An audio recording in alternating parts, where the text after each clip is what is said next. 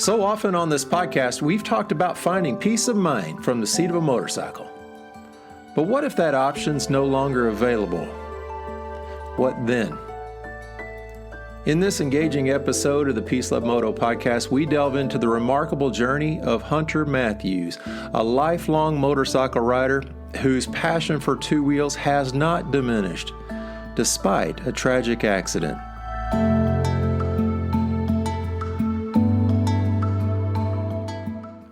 Hunter's story is a compelling testament to the transformative power of both fond memories of the past, a faith in a higher power, and a bright hope for the future.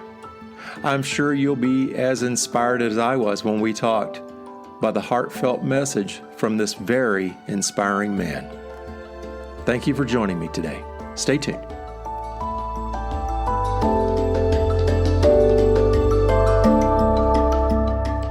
Recorded in beautiful Loveland, Colorado. Welcome to Peace Love Moto, the podcast for motorcyclists seeking that peaceful, easy feeling as we cruise through this life together. Are you ready? Let's go!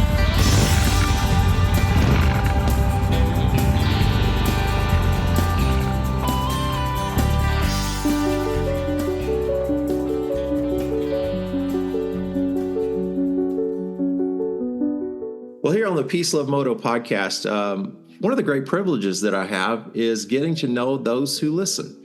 And I mention it every once in a while in the episodes that, hey, send me an email. You know, it's ron@peacelovemoto.com. And some do. And it's just such a pleasure to connect with those individuals, either by email or through a conversation. But this is a conversation that I think you should hear. And that's why I've asked Hunter Matthews to join me today, because you know, sometimes we have this whole idea that we gain peace of mind solely from riding our motorcycle. You know, maybe I presented it that way, but that's not always true. There's other ways as well. And as the story unfolds that you're about to hear, I think you're going to see direct evidence of that. It takes courage and it takes faith. And yeah, you're going to hear that story. So Hunter Matthews, you are on with me today, and thank you very much for joining us on the Peace Love Moto podcast. And thank you for the opportunity, Ron. And you had mentioned starting my story off at the beginning, and I haven't always had a passion for motorcycling, but I do, even though I haven't ridden in over 11 years. And it started, a friend of mine and we lived in the same apartment complex, and we found this mini bike that had been left kind of in the woods near our apartments, and turned out it was stolen, and we inevitably gave it to the police. But that led me to well, hey, you know, that was kind of fun. I want to pursue that, and I went out and bought this little it's called a Little Indian mini bike kit, and it had a little lawnmower engine on it, and my friend helped me paint the frame, and we assembled it, and we rode around the apartment complex where we lived for, I don't know, a good year. I think I was about 14 years old. And then that led to a little Honda Mini Trail, which was more like a motorcycle, you know, although it wasn't. But was that like a 70cc, something like that? I think it was 49 point whatever. Yeah. And the handlebars collapsed, and you could throw it in your trunk. And, you know, it was an adult size item meant for people to kind of had pretty knobby aggressive tires on it. And then when the tires kind of wore down, the next thing I knew, I was looking at my friend had bought a Kawasaki 90 Sport, I think it was called, had a kind of an upswept, this was about 1970, had an upswept tailpipe. And I started looking at them, and I could save $50 and get a downswept pipe, street bike for $300. And yeah. And then that's pretty much where it started. I mean, it was really in the beginning, it was kind of being able to have affordable transportation. Yeah. How old were you then when you got your first wheels then? I got that 90cc when I guess I was about 15 and a half. I was really close to getting a permit. Uh-huh. and still wasn't legal. But my mother put tags on that for me, which infuriated my father. And but that's okay. They didn't live together, so that was that, and Well, he didn't control that. that was another piece of it. I was going to ask about the buy-in that you had from your folks. I was lucky. Dad took me out to buy the bike, and then to this day, my mother says, "I don't know how we let you get that motorcycle, her little mini bike." Well, but I think I had mentioned to you when I initially wrote you that my first real motorcycle was a Suzuki 350 Rebel, which was actually 315 cc. Yeah. And I want to share this story with you because I guess I was a junior in high school, and coming home from high school to go to work, I was involved in an accident that laid me up for I didn't break anything, but I had a significant road rash. Uh-huh. And that said, I was my mother was kind of peeling me off the sheet for a couple of weeks. So, not real comfortable, but still did not inhibit my desire to ride a motorcycle. And before I graduated high school, I bought what I thought was a real motorcycle. Although I wanted a Triumph, I couldn't afford one. And a friend's brother had a Yamaha 650. Sounded pretty good. Had dual carburetors. I thought, well, and they were really, motorcycles seemed more affordable back then. I think I've heard you make reference to the expense of riding a motorcycle today. There's the normal wear and tear stuff, but initial acquisition seemed, I think when I bought my 650, it was under $1,200, I think. Yeah. Or about $1,200.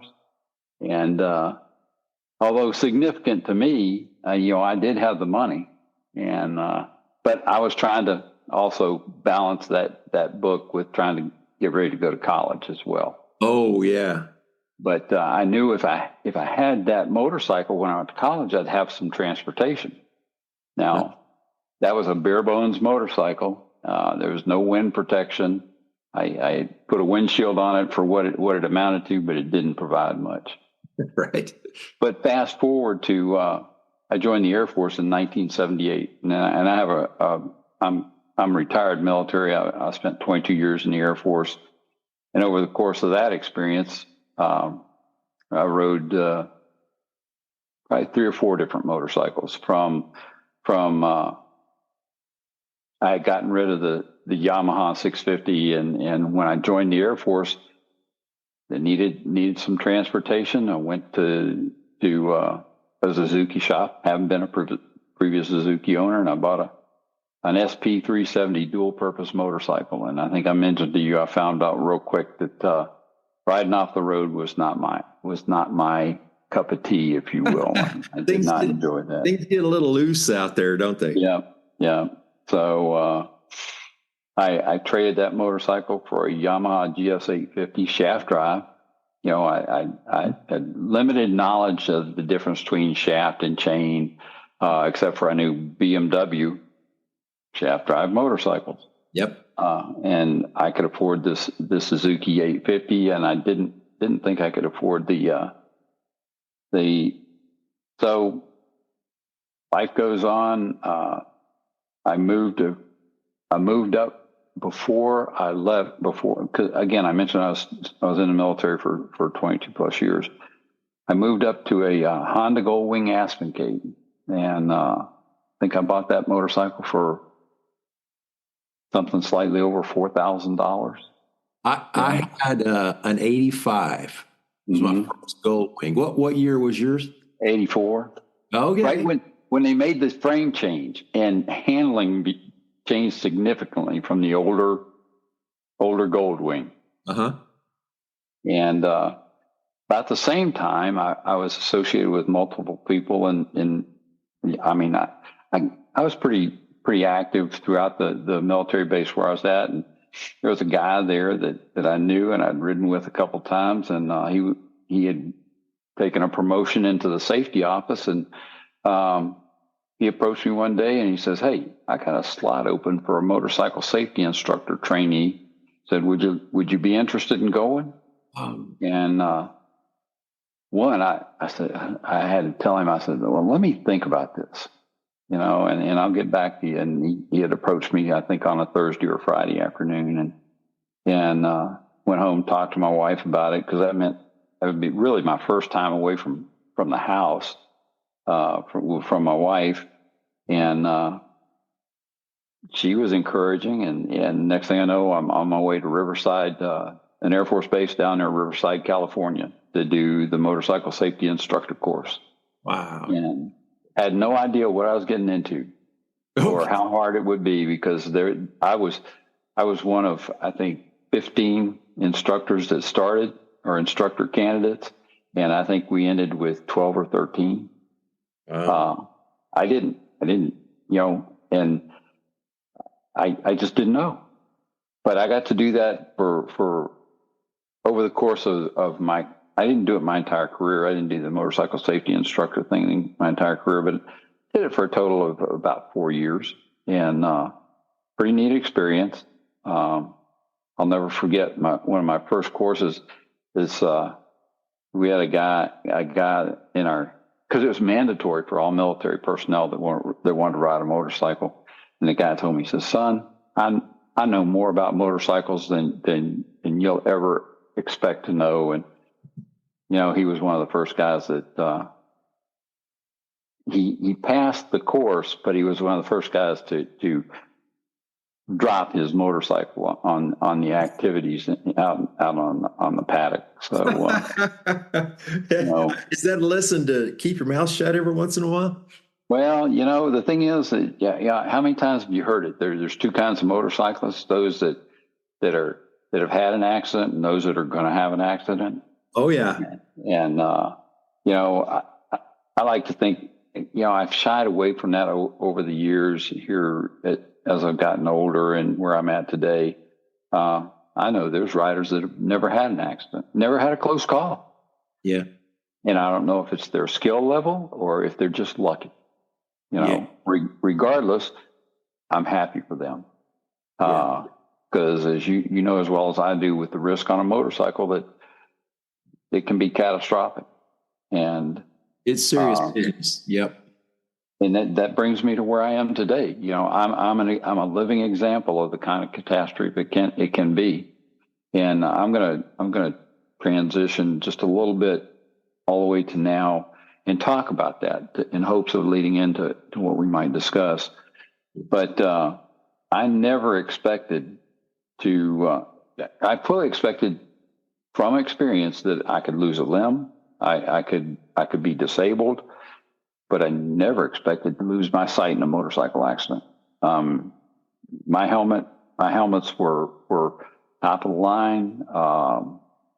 I was confident that my head would be protected, but in the last accident I had, I completely crushed. I completely broke the chin bar on a full face Shoei, and that implosion basically crushed my face. And those who don't know, a Shoei is right on up there with the top quality of helmets. So it's not cheap or of poor quality at all. Real top. No. But it like in the beginning, I always thought Bell was the best, and I wore Bells for a long, long time. There are a lot of top quality motorcycle helmets. You cannot, if you're going to ride a motorcycle, I strongly recommend investing in your personal protection gear. I had good jackets. I had heated jackets and gloves, which allowed me to ride more frequently. How many times have you heard of the fair weather riders? Oh yeah. Yeah. But if I wanted to ride the motorcycles that I wanted to ride, I kind of had to ride them all the time. Yeah. So, it's, but as I listen to your podcast frequently, you talk about that that feeling that you just can't get anywhere else.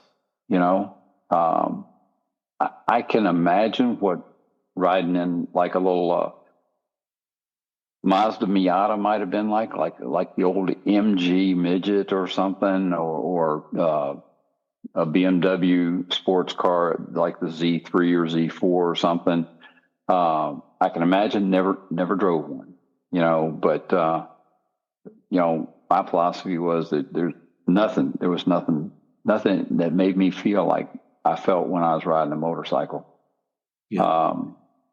But that said, I've talked to a lot of people who say it's just too dangerous. I gave mine up.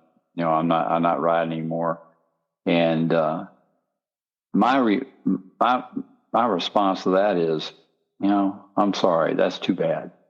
Because if you think there's no risk to riding a motorcycle, back to my motorcycle safety instruction days, we adopted a little saying that motorcycles were too tired to stand up, and if you can't get that concept, then I think that adds to your risk factor. Yep. So, yeah, you see so many people. I see it all the time in the summertime out here. Folks on motorcycles, a whole bunch of bikes together, and they're dressed like they're going to the beach. Of course, yep. no helmets, you know, and sandals or whatever. And I just say to myself, maybe I say to other people too, there's an example of someone who's never ridden as a kid, never ridden motocross, or never laid it down. They just, it's just a hard lesson waiting to happen. And some of those people get very lucky and never experience that lesson. Yeah. But you can't swap luck for experience, you know. And that's, you know, I'm real fortunate. You know, the thing is, I mentioned I haven't found anything to replace that feeling that I got that helped keep me motivated and incentivized to deal with life on life's terms. It's not to say that I don't do a good job of it. I'm just fortunate that my life's experiences have brought me where they have today. But as a result of the accident that crushed my face, I'm facing some ongoing surgery, and now they're talking about taking the titanium out of my face. So, well, the bones have healed, but they think that the titanium may be causing me some issues.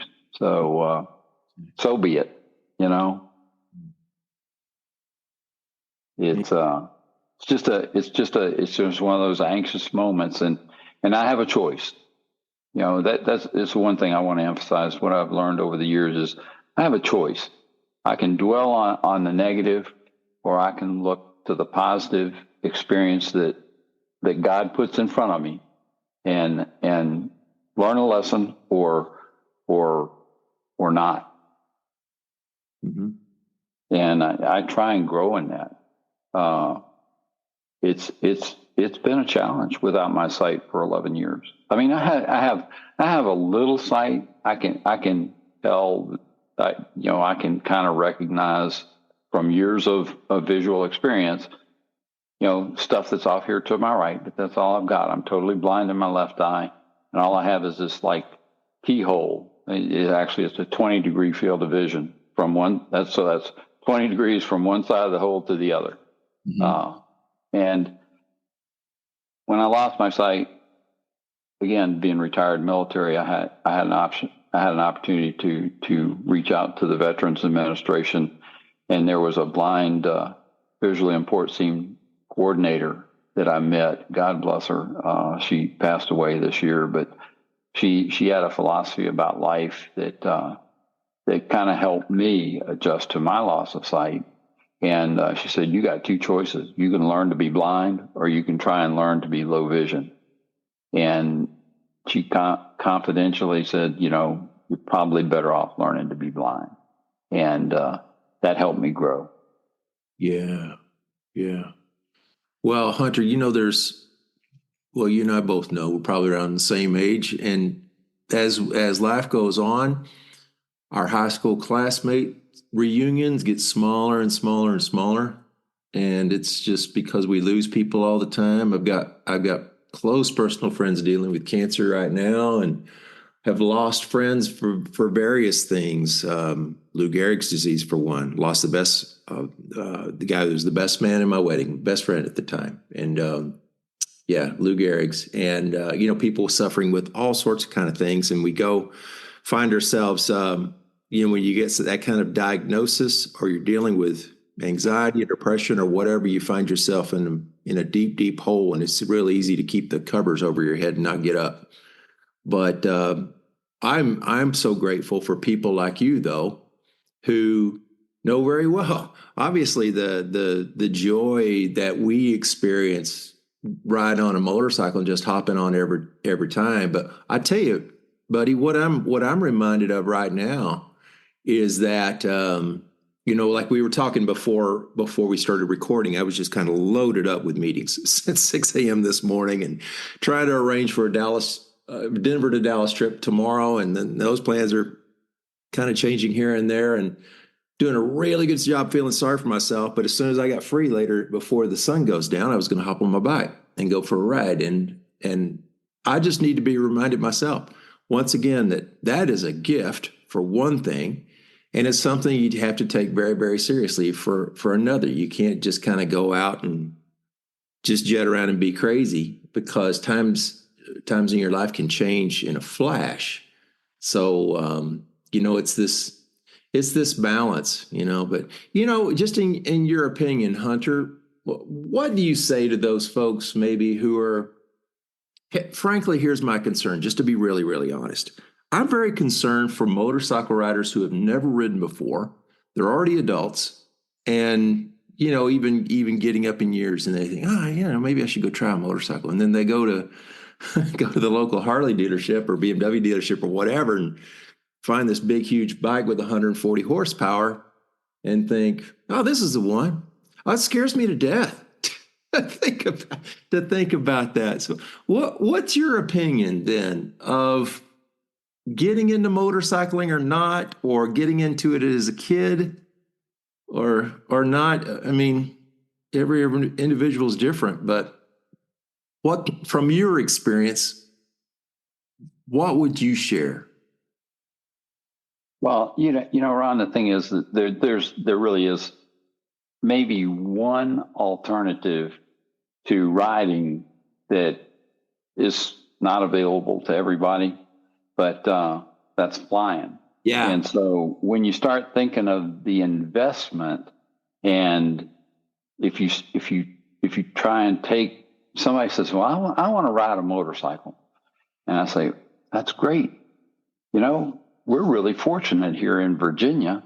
If you take a sponsored Motorcycle Safety Foundation training course, if you successfully complete that course, they will, at the end of that course, award you what you need to take to the DMV to have that endorsement put on your driver's license. Mm-hmm. And I strongly recommend that they do that, because that kind of helps people really determine whether or not they want. I've known a lot of people that have taken that course, some that were dismissed from that course because the instructor told them that motorcycling really wasn't for them. Yeah. So, some that successfully completed the course with all its demands, and then others that had grander ideas that they didn't need that course. But the thing is, in Virginia, if you get caught riding a motorcycle and you don't have that endorsement on your course, there will be penalties. Yeah. And a lot of people kind of relate to that. So, you ask me about people, what do I tell somebody to take a motorcycle safety course? Yeah. To learn, if you really, because you're right. I've known more than one or two people that said, I want a motorcycle. And they go down to the Harley dealer, and that Harley salesman is more than happy to sell them a motorcycle. For sure. I think in a BMW shop, it's a little different. they're still happy to sell you a motorcycle. However, I think those folks seem a little more conscientious about it. And the interesting thing is, a lot of the Harley shops sponsor motorcycle safety training. Oh yeah. So, Yeah. so but I was real fortunate having the opportunity to teach motorcycle safety in the military. And I'd like to kind of transgress. When I was in high school, it was my freshman year in college.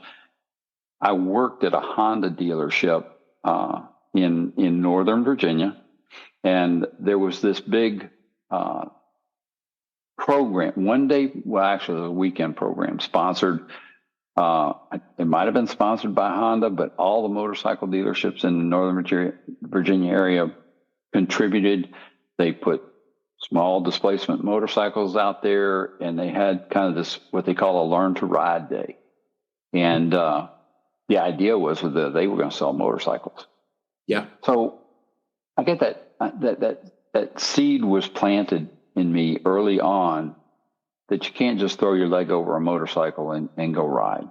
I mean, you can, but it's really not the best philosophy to pursue, because there's a lot of things in riding a motorcycle that people take for granted. And, any education might help those people survive, what is a high risk experience. But that said, I made the analogy between flying and riding. As a young airman in the military, I got an incentive ride in the back seat of a T-38 trainer, which was the training version of an F-5 fighter. Oh. And the pilot asked me, he was actually an SR-71 Blackbird pilot. And people probably aren't familiar with the airplane, but it's pretty exclusive. But he asked me, he says, "You want to go for a ride, or you want to do aerobatics?" And as a motorcyclist, I said aerobatics. Oh.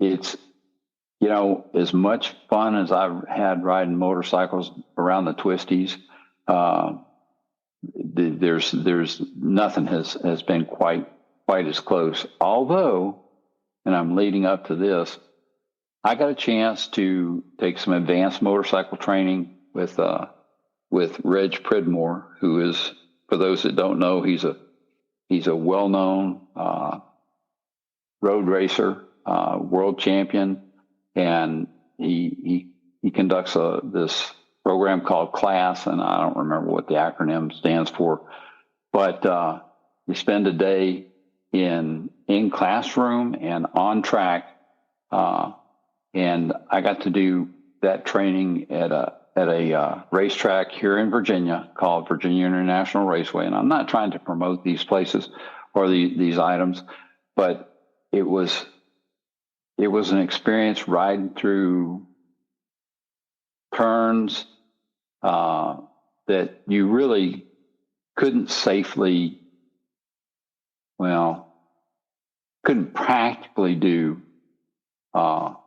on the road, and learning my limits, and not that I thought I was bulletproof, because I knew from my earlier experiences that I was not only mortal, but I was fragile, despite whatever personal protection gear I wore. Yeah. Despite that, for those that ride, they know my feeling that you just can't find that anywhere else. Riding a motorcycle, even down a straight highway, going cross country. Did I lose you, Ron? No, I'm here. Okay. Yeah. Riding down. Oh, wait, bear with me here a minute. Sure. Okay. I had an alarm going off in the background. It's like, where's that music coming from? Oh, no problem at all. I can do editing. There, it's no problem at all. Yeah. But you're going down the highway, though. Whether you're riding down a straight highway, or I've seen pictures on Facebook of that that, I think it's Interstate 70, Yeah. where you come off the top and you just see this straight road out in front of you, running across down down the mountain and across a vast open plain. Yeah. Um, Grand Junction sounds about like that. it's I've had so many wonderful experiences and memories, and it's just, I wish I had more pictures. We've got such opportunities today with products like helmet mounted cameras, and the list goes on and on. I just wish that I have a few pictures that were taken from when I got to ride in the class. So can't see them as well as I used to, but with all the years of mental imagery that I rely on, they do bring back memories. And I have some really wonderful memories, and it's just probably helped me come to where I am in my philosophy of life today, because all we have is the moment, and what we choose to do with it, is it's kind of up to us. Oh, that's so true. It's a balance, right? I mean, Mm-hmm. you hear so many stories of, well, I'd had a neighbor that I'd just gotten to know. We live in a cul-de-sac, and behind us is a big green belt. So a lot of the neighbors that live on the green belt will get together every once in a while in the summertime. Well, I'll never forget this situation. So a bunch of the neighbors all getting together on a summer day, and all the men gathering around one table to eat, and all the ladies sitting around another table. And there was a guy I had just met, new neighbors, and as I recall, he was a retired police officer, I think from New York City. He had been a cop for a long time, like 40 something years. And he was so excited to move out to Colorado. He was going to get into mountain biking, and we're just all excited about him. He'd just gotten a mountain bike and started.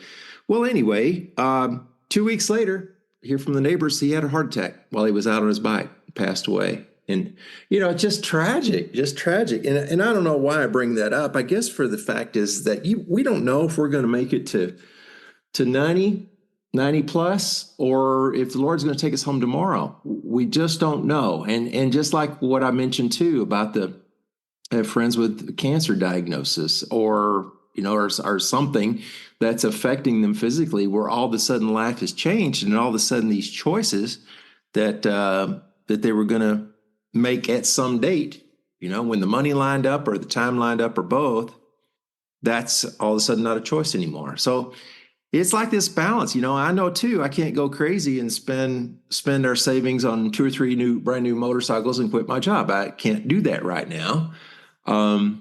So it's like this balance, but as for me, I try to remember just about every time I go out.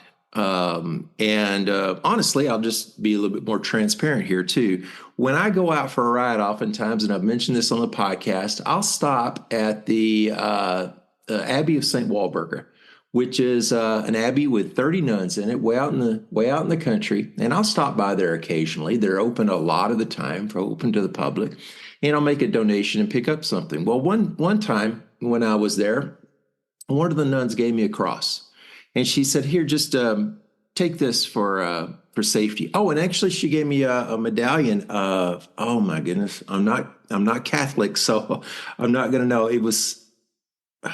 It wasn't St. Peter, but it was one of the saints. And she said, "I want to give you this to take on your bike." Well, anyway, on my BMW GS, in the little compartment up on the top of the tank is that cross, and it's that medallion. It's both of them right there. And so I know that that's not a guarantee of safety or anything, but I hope I try to remember that it's a God above has given me another day. And I don't want to abuse that in any way, but I'm just going to be extremely grateful for this amount of time or the amount of miles that's in front of me today. And at the same time, too, kind of reflecting on what the podcast is all about. And I'd like to circle back to this too before we wrap up on the whole peace of mind thing. That the peace love moto, it's about peace of mind that a lot of us find on a motorcycle. And then the love is, learning to love other people too, through whether it's a smile or whatever it takes, funds, whatever it is. Um, that's what's my hope for every ride, is that I'll be safe and that I can go out and make a difference. But Matthew, I'm sorry, Hunter, we talked too about the whole, before we started recording, the whole peace of mind thing, and I kept alluding to what I felt like was a fact, that we go out for a motorcycle ride to get our peace of mind, but you've got alternatives though, right? I mean, you have clearly found, through the tone of your voice and through your story, you have alternatives. And I do. But Ron, they're substitutes. I think I mentioned to you when I lost my sight, I started making paracord wristbands. I came across what I thought was a good deal on 1,000 feet of paracord, but having the same paracord and doing the same thing over and over again, eventually that kind of grew into, I've got probably 60,000 feet of paracord today. That would be 60 different colors of, and honestly, I've got more than that because I've got small bits and pieces here and there. But I do that. But sometimes it's just a matter of sitting quietly and just kind of really trying to open my heart to my higher power, who I choose to call God, mm-hmm. And just say, what message are you trying to send me? At the moment, or through the course of if I'm reflecting on a day or whatever it happens to be, and that has become really important to me over the last decade, honestly, where I used to just kind of try and focus on being safe as a rider and absorbing Mother Nature in that element, because there's different times. But since I can't see as well today, sometimes I guess it's really important to just take those moments and just open my heart and not even ask, because I believe that power of the universe, if you will, knows what's in my heart. And that's the important thing. And I want to share, and encourage everybody to find that balance that you mentioned before, that internal peace, and the love of sharing what I've got with others. I may not have something that somebody else wants, but then at the same time, I've discovered sometimes people are just most appreciative of what they hear, what we can talk about. Yeah. Well, I'm so grateful for the listeners that I have. I don't know how many. I think it's growing, but I don't know exactly, really. And I've gotten occasionally emails from around the world, and a lot of people kind of saying the same thing, that this podcast is not about racing. It's not about building bikes. It's not about adventure riders, but instead it's about there's something that's been meaningful to us, to some of us. It's been really meaningful, and Hunter, I just so appreciate your story when you wrote to me and told me, about the accident and the blindness, and I thought, wow, I haven't thought down this path at all. Honestly, not in nearly 80 episodes. Haven't thought about this, about this whole peace of mind thing. Yeah, it's tied to motorcycling, but it's about a mindset, and it's about courage. And like in your case, what I so appreciate is your willingness to share the hard times and finding beauty and wonder and love even during that. And so I think you're going to be quite the encouragement to a lot of people, just like you have been for me today. So, my new friend, I appreciate it very, very much. Well, Ron, I hope we'll keep in touch. I will continue to listen. I did listen to the 79th episode. I need to go back and listen to it again because right now, honestly, the 78th episode, it was so impactful.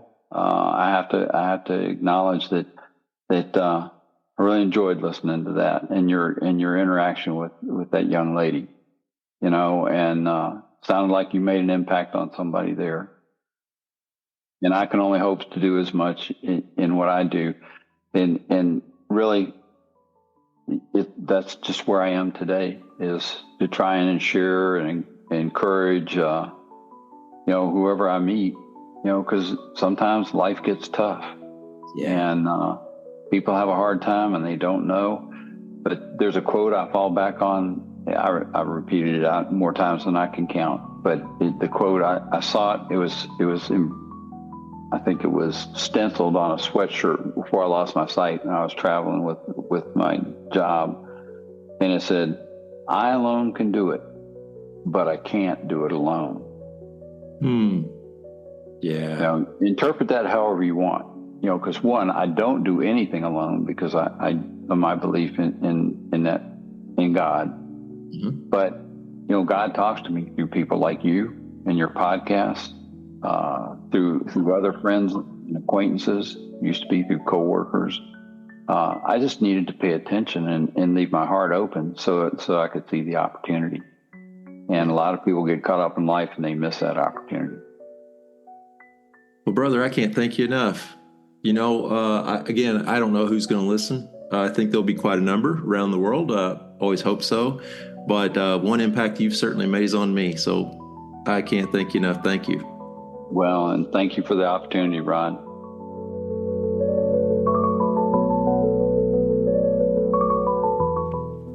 I think one of the many lessons that I've learned from this conversation is that I don't have all the answers. There are lots of joys in life, but there are lots of devastating things that can happen too. Yes, I don't have all the answers, but I have friends, people of wisdom and courage like Hunter Matthews, who have their own stories and insights to share with me. And like Hunter, I believe in a higher power who listens when I feel lost. So with those two options, I know that I'm in good hands, and eventually I will find the answers and the comfort that I've been looking for.